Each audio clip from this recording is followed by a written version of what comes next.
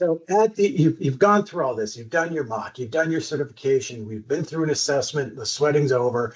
You're at the end of it, hopefully, and you've passed, hopefully. And really, there are only three outcomes for a certification. The worst outcome is you failed. If you failed, that's it. You have to start all over again. You go through. You start at the beginning again. You have, not at the beginning, but you have to go through another assessment. The next step up is a conditional passing, which features a POAM, which we've referred to it before. And then the final one is basically a final CMMC certification by a C3 PAO. Final is you got 110 out of 110. All practices are met. Everything's in the green. You are good to go. When you have a final certification, you will get a final certificate from us. That's got your name. It's got its own certificate number. It goes into EMAS. From EMAS, it goes into SPURS. We need to make sure all those are in there. And that is good for 3 years. Once a year, you have to go in and reaffirm those results. And you say, no, nothing major has changed. Nothing's there. A conditional assessment result means that you have failed a few of the practices along the way and is set to very specific criteria. The first criteria is you need to have at least a score of 88 points. This is by the NIST 800, 800-171 scoring that the DoD put out. It's in the the CFR 32 as well. But basically, you have to have a score of 32, a score of 88 or better. You can only fail. Anything that's not met has to be only a 1 pointer. So if you have a 5-point deduction or a 3-point deduction, you do not qualify. So you could technically get a score of 105 or 107 even, and fail your certification. There's a couple exceptions of that, which is the FIPS requirement. If you have encryption in play, but it's not FIPS required, that becomes a 3-point deduction and it is POAMable.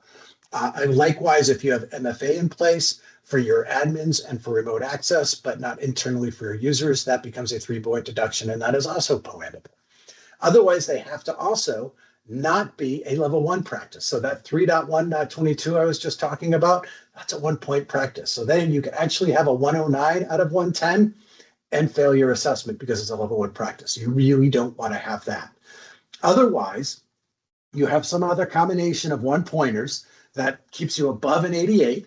They're all level 2 practices, and you get a conditional access. A conditional, it's getting towards lunchtime, starting to fail my words here. You get a conditional certification. If you have that, you have 6 months to correct those deficiencies. When you have corrected those deficiencies, you come back to your C3 PAO.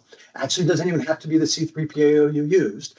You could go to another one. It could be a little difficult, and because the only thing we would look at are the unmet practices. We aren't going to go through everything. We have the ability. We may be asked to spot check things if we need to, but mostly we are just going to be looking at that unmet practice, saying, yep, it's now met, and we can convert your conditional to a final. It will have the date of the original conditional access. You can't buy yourself 6 months and move to a 3.5-year assessment. It just converts that conditional to a final. If you do not do that within 6 months, your certification expires and you're back to zero. You need to start all over again.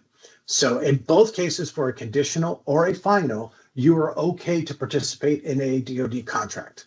They will just look at your SPURS. They will see you have a conditional. They are okay to proceed with you on that contract. It is viewed the same way as in both places. There is one other assessment type out there that you should still be looking at. You should be looking at it right now if you haven't already. And Brian, I'll let you talk about that last one. Sure. We're talking about self-attestation here. So that goes back to one of the dates that Rhea first mentioned when she kicked us off. November 10 of this year is when the requirement to have a certified third-party assessor completed and to have that conditional or final certification goes into effect for government contracts. So again, as of that date, you'll have to have that conditional third-party assessment. The other option there is self-attestation. So again, that will be stipulated by the government contract, whether the third party is required or whether you can have a self-attestation. And basically, again, that will allow you to go through. You still have to report the results to the DoD. You can still have a POAM.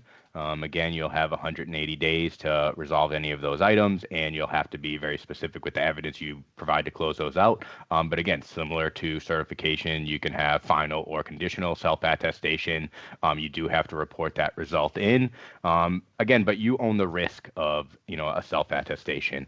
So again, you're depending on your internal, resources, capabilities, knowledge, experience with CMMC or relevant standards. Again, you're owning that risk compared to not having a qualified third party come in and do that assessment and give you that validated third party assessment.